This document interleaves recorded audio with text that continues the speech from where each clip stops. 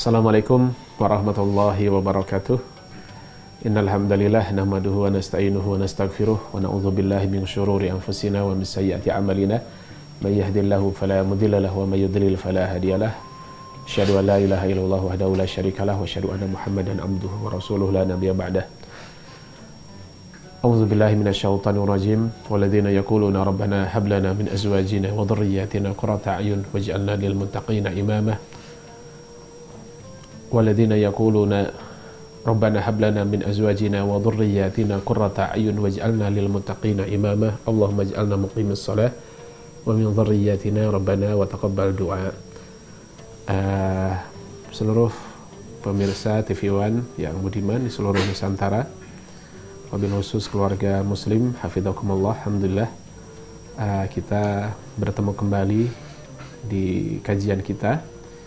Ini satu kajian tarbiyatul aulad, yaitu pendidikan iman untuk keluarga muslim, dan ini menjadi sesuatu yang sangat penting, iman itu dalam pendidikan keluarga, wabil khusus pendidikan untuk generasi kita, karena iman inilah yang menjadi urutan utama.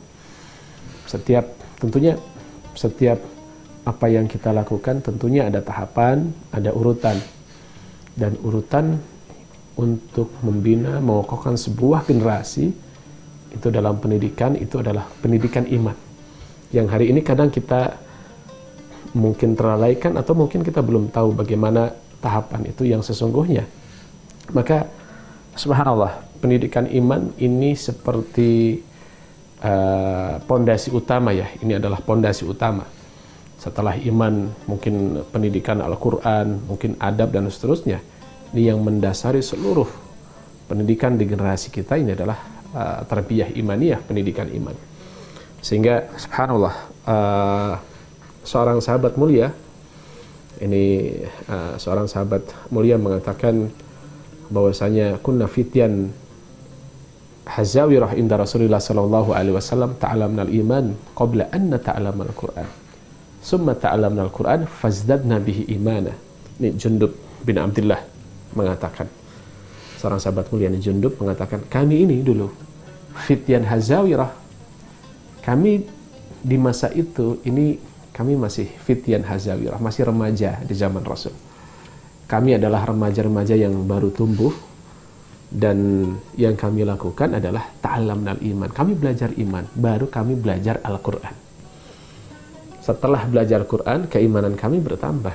Maka hari ini yang menjadi konsep besar pendidikan kita ini, mari kita ikut bagaimana Rasulullah mendidik para sahabatnya.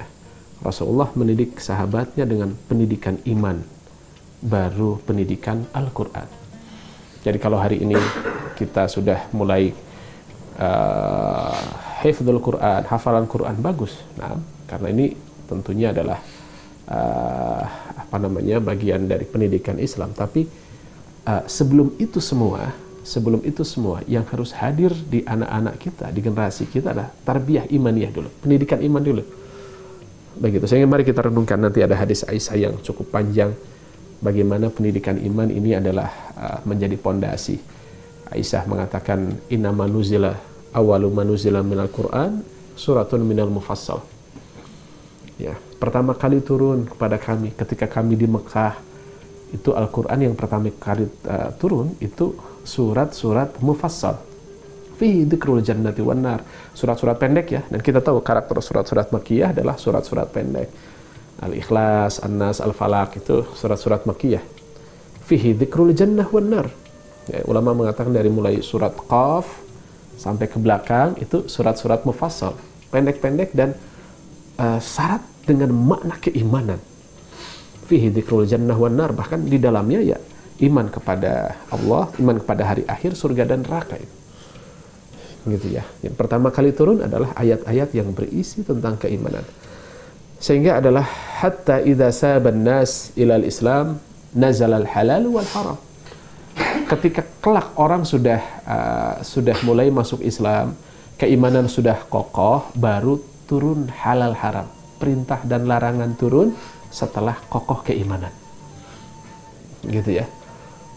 Jadi terbayang ya, urutannya adalah pondasinya iman, dibangun di atas iman itu adalah perintah dan larangan.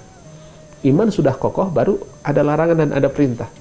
Maka Aisyah mengatakan, "Lau ma nuzila minal Qur'ani la tasrabul khamra laqalu la nada'ul khamra abada." Andai saja yang pertama kali turun itu larangan, belum pengokohan iman, belum penguatan iman, tiba-tiba larangan, la tasrabul khamra, jangan kalian minum minuman keras. Maka orang-orang akan mengatakan, orang-orang yang baru masuk Islam itu akan mengatakan, kalau begitu kami tidak bisa meninggalkan khamr selamanya. Lau ma nuzila minal Qur'ani la taznu laqalu la nada'u zina abada. Andai pertama kali yang turun itu adalah jangan kalian berzina, Aisyah mengatakan orang-orang yang belum kokoh imannya itu akan mengatakan, kalau begitu kami tidak bisa meninggalkan zina selamanya. Maka sekali lagi ini konsep pendidikan yang harus hadir di kita hari ini, mari kita perbaiki. Itu adalah pendidikan iman sebelum Quran. Quran saja yang itu adalah pedoman hidup kita, itu nanti setelah kokoh pondasinya, hebat pondasinya, baru ilmu-ilmu yang lain. Dan kita tahu ya, kalau kita seumpamanya ingin membangun gedung 3 lantai, ya kan, mungkin lebih dari itu, 5 lantai, katakanlah hari ini Burjul Arab itu adalah gedung yang paling tinggi di dunia di Dubai hari ini, itu 940 meter, itu kokoh dan orang naik ke atas, bahkan subhanallah mahal ya kalau ingin makan malam di atas itu, dan orang tidak takut. Kenapa tidak takut? Karena pondasinya adalah kuat, dan pondasi itu adalah iman. Sedangkan nanti sholat, zakat, puasa, Ramadan, ya kan, meninggalkan riba dan seterusnya, itu adalah beban yang dibangun di atas iman. Bahkan Al-Quran sendiri mengatakan, wasta'inu bis-sabri was-salah wa innaha lakabirah. Sholat saja kan berat itu, illa alal khasyiin, kecuali orang-orang yang khusyuk, ya, maksudnya yang keimanannya sudah kokoh dan khusyuk. Bahkan nanti kalau kita lihat, subhanallah, syariat-syariat yang lain itu dibangunnya, diperintahkannya nanti ketika sudah hijrah kan. Seumpamanya nanti sholat ini memang diperintahkan pada tahun ke-10 ya, sholat 5 waktu itu, dalam artian 3 tahun sebelum hijrah. Ya, ini mungkin 3 tahun sebelum hijrah nih, kurang lebih tahun ke-10 ya, Amul Huzni. Terus kemudian ketika Rasulullah sedih atas wafatnya Khadijah dan paman beliau, kemudian Isra Mi'raj itu tahun ke-10 kenabian. Setelah itu puasa Ramadan, itu subhanallah di Mekah belum ada puasa Ramadan, diwajibkannya di Madinah setelah keimanan kokoh.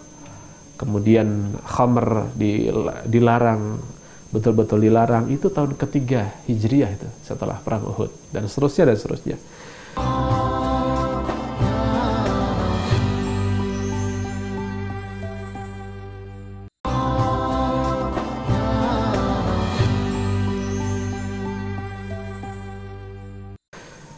Jadi mari kita renungkan, lan yasluh amru hadhil ummah illa bima saluha alaihi awaluha.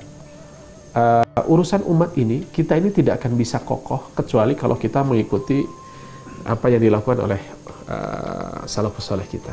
Dan pendidikan dalam salafus saleh itu adalah pendidikan iman, baru pendidikan Quran. Dan kita lihat ini pendidikan iman, bagaimana para nabi, orang-orang soleh ini, pendidikan iman adalah pendidikan yang paling urgen, sehingga sudah saya sampaikan dalam surat Al-Baqarah, am kuntum syuhada idh hadara Ya'qub al-maut idh qala li banihi ma ta'buduna min ba'di. Lihat, Nabi Ya'qub ini sebelum meninggalnya dikumpulkan putra-putranya, dikumpulkan semua, yang ditanya bukan yang lain. Nabi Ya'qub merasa tenang ketika sudah berhasil mengokohkan keimanan. Ma ta'buduna min ba'di, apa yang akan kalian sembah setelah aku meninggal? Nah, anak-anak yang soleh itu mengatakan, kalau na'budu ilahak wa ilaha abaika Ibrahim wa Ismail wa Ishaq, yang kami sembah ayah itu Allah subhanahu wa ta'ala, Rabb kami, Rabb engkau, dan Rabb ayah-ayah kita, para nabi sebelumnya. Begitu, dan subhanallah, sehingga nanti sesungguhnya ujian agama itu lebih besar daripada ujian dunia. Ya, ulama mengatakan fitnatud din a'zam min fitnatid dunya. Kalau ujian agama itu maksudnya adalah ujian keimanan. Seseorang dianugerahi anak yang tidak beriman atau istri yang tidak beriman, sebagaimana terjadi pada Nabi Nuh. Ini berat. Ya kan, sampai-sampai subhanallah Nabi Nuh itu kemudian mengatakan ya bunayyar kam ma'ana wa la takum ma'al kafirin, anakku ya sini nak, naik berimanlah engkau kepada Allah dan naik di perahu ini bersama orang-orang yang beriman. Ya, ini redaksi Qur'annya ada ya bunayyar kam ma'ana wa la takum ma'al kafirin. Ya bunayya, anakku sayang, sini nak, irkam ma'ana, naik bersama kami di perahu ini. Wala takum ma'al kafirin, jangan bersama orang-orang kafir. Mari kita renungkan, kita tadaburi. Anakku, naik di sini, beriman kepada Allah, jangan bersama orang-orang kafir. Padahal kondisi yang sangat mencekam, kondisinya sangat mencekam. Pada waktu itu orang dihadapkan antara mati dan tidak mati, selamat atau mati, tenggelam. Ya, harusnya seorang ayah yang naluri kebapaknya itu mengatakan begitu, nak sini, jangan bersama orang-orang yang tenggelam, ya kan? Tapi Nabi Nuh mengatakan wala takum ma'al kafir, jangan bersama orang-orang kafir. Maka pendidikan iman adalah pendidikan yang sangat penting, bahkan ini sebagai landasan gitu ya. Bahkan iman sebelum Quran penting, tapi nanti setelah iman. Sehingga subhanallah nanti Ibnu Mas'ud mengatakan, ini Ibnu Mas'ud ya, beliau mengatakan nahnu qaumun sa'ubu alaina hifdzul Qur'an wa sahula alaina al-amalu bih. Lihat, para sahabat itu yang dididik oleh Rasul itu pendidikan keimanan yang kokoh itu, mereka mengatakan kami ini kalau ngafal Quran sulit, tapi kalau mengamalkan Quran mudah bagi kami. Sekali lagi, kami orang yang kalau menghafal Quran sulit, tapi mengamalkan Quran sangat mudah. Ibnu Mas'ud melanjutkan, wasayati zamanun, yakni akan datang suatu saat, suatu zaman yang mana orang-orang itu akan sahula alaihim hifdzul Quran wa sa'uba alaihimul amalu bih. Akan datang generasi di akhir zaman yang mudah sekali mereka menghafal Quran, itu mudah luar biasa, tapi mengamalkannya itu yang sulit, itu mengamalkan sulit. Tentunya para sahabat mudah mengamalkan karena keimanannya kokoh. Hari ini ya mungkin anak-anak kita sangat mudah menghafal dan sulit mengamalkan, ini keimanan kita yang belum dikokohkan sebagai pondasi. Gitu ya. Dan nanti saya sudah sampaikan di sesi kedua tadi bahwasanya pendidikan iman ini juga bagi keluarga muslim telah dilakukan ketika anak terlahir dan dikumandangkan azan ya. Dikumandangkan azan sebagaimana dalam hadis Rasulullah mengumandangkan azan di telinga Hasan dan Husain, yang walaupun ini hadisnya lemah tapi para ahli hadis ada penguat dari hadis-hadis yang lain sehingga maknanya benar ya gitu. Dan ya subhanallah, nanti lihatlah nanti di dalam hadis riwayat Imam Hakim, iftahu ala sibyanikum awala kalimatin la ilaha illallah. Iftahu ala sibyanikum, ajarkan kepada anak-anak kalian satu kalimat ya. Ketika mereka sudah mulai belajar bicara, ajarkan mengucapkan la ilaha illallah. Itu mengajarkan ngomongnya ya, ajarkan zikir la ilaha illallah. Iman ya, pendidikan iman gitu. Sehingga sebetulnya pendidikan iman itu bukan sesuatu yang dihafal ya. Kalau hari ini kita menghafal rukun iman ada 6, itu betul, tapi sebuah internalisasi tidak cukup dengan kalimat-kalimat yang dihafal.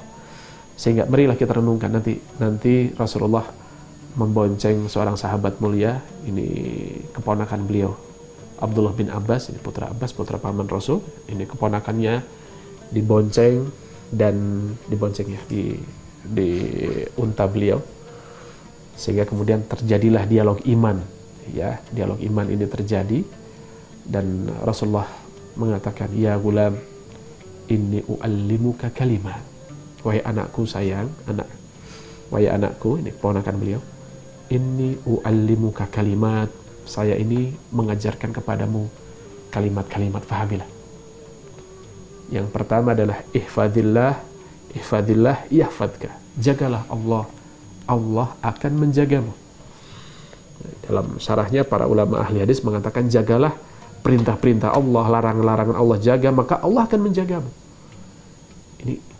Ini kan anak kecil diperintahkan untuk menjaga perintah dan larangan gitu ya. Ihfadillah tajidhu tujahaka, selalu jaga Allah Subhanahu wa taala, seolah-olah Allah itu melihatmu kau punya perasaan diawasi oleh Rabb itu, sehingga tajidhu tujahak, Allah akan selalu ada untukmu. Idza sa'alta fas'alillah, jika engkau minta nih sesuatu, minta saja kepada Allah, jangan pernah minta kepada yang lain. Wa idza sta'anta fasta'in billah, jika engkau minta perlindungan kepada Allah Subhanahu wa taala, jangan kepada yang lain. Ini hadirin, ini hendaklah setiap dialog ayah dan bunda kepada anak-anaknya kaitkan dengan keimanan. Anak yang minta misalnya, ya sepatu dedek sudah jebol, belikan sepatu. Minta kepada Allah, nah, mintalah kepada Allah, wahai anakku, ya tolong belikan, seumpamanya minta hadiah, ya tolong belikan buku baru, entah apa namanya, hal-hal yang diperlukan, belikan buku ayah, belikan sepatu wahai ayahku. Maka kita kokohkan pada anak-anak kita, idza sa'alta fas'alillah, kalau kau minta saja kepada Allah.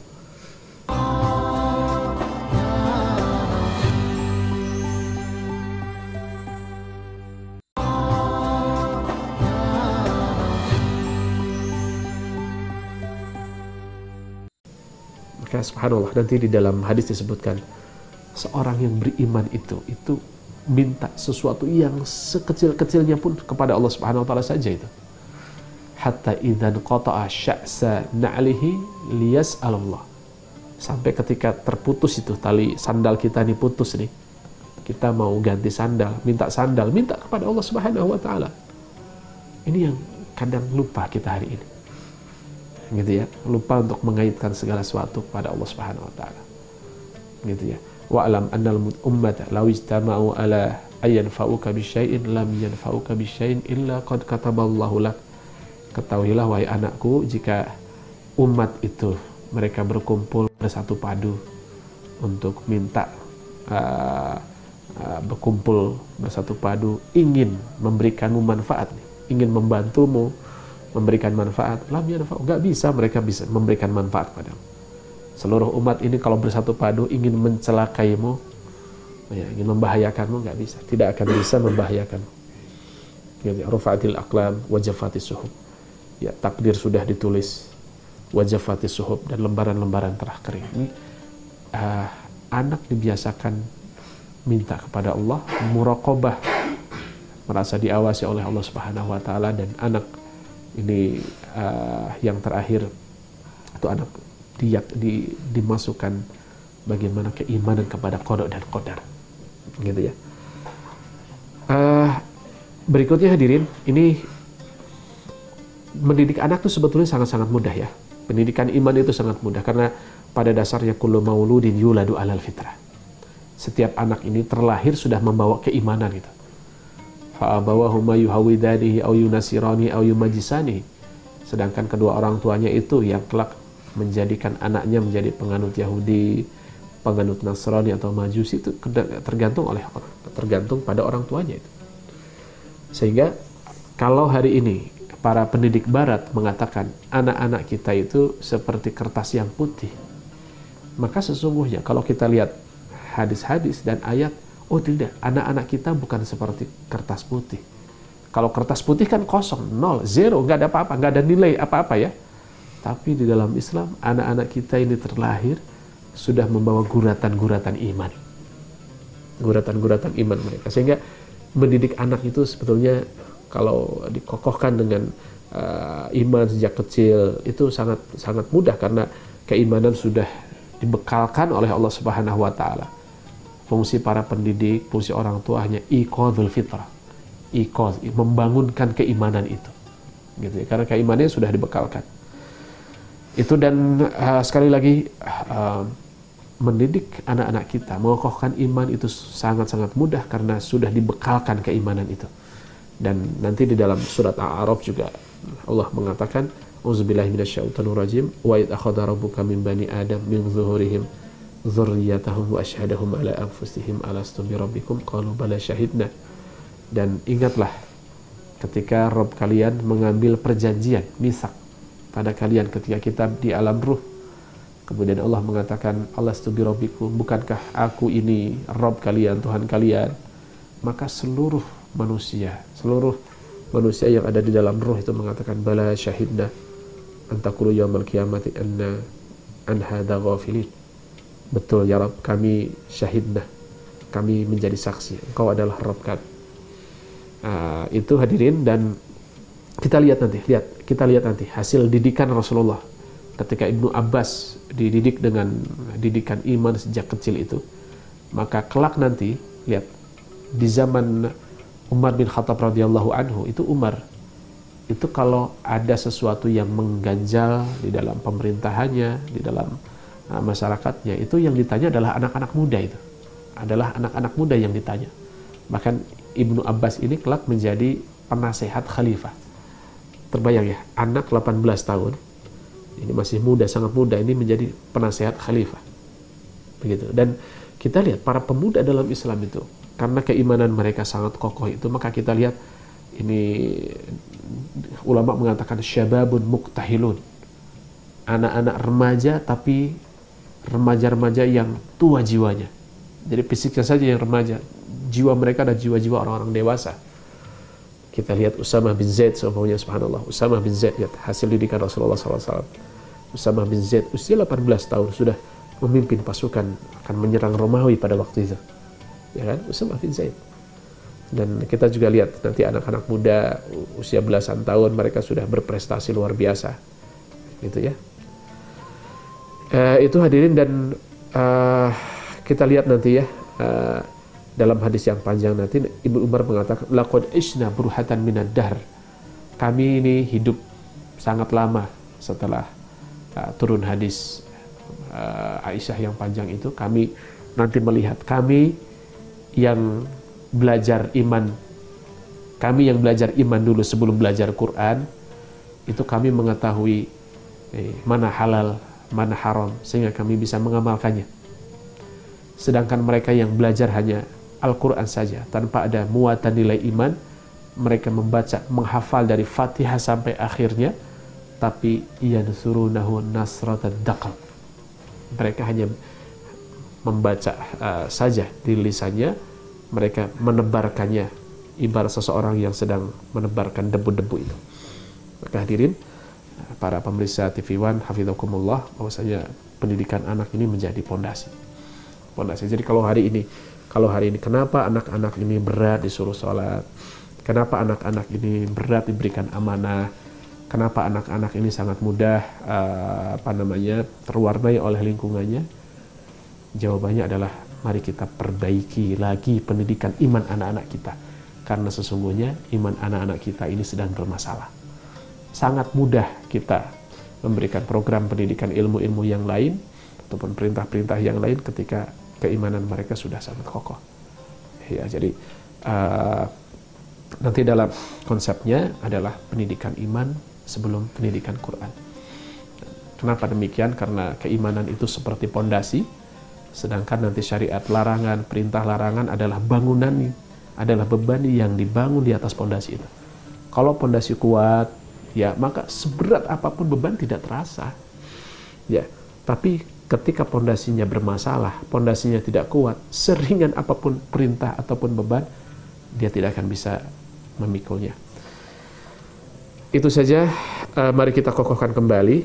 Jadi jika hari ini ada permasalahan di akhlak, di adab anak-anak kita, maka yang harus kita perbaiki adalah keimanan mereka. Kita kokohkan kembali keimanan mereka. Karena keimanan ini sebagai pondasi. Setelah iman, kokohkan Al-Quran. Al-Quran itu yang menopang, mengokohkan keimanan. Itu saja yang dapat disampaikan. Mudah-mudahan Allah hadirkan generasi yang beriman, yang kokoh di keluarga kita, anak-anak kita. Wassalamualaikum ala sayyidina Muhammad wa ala alihi wa sahbihi wa barik. Wassalamualaikum warahmatullahi wabarakatuh.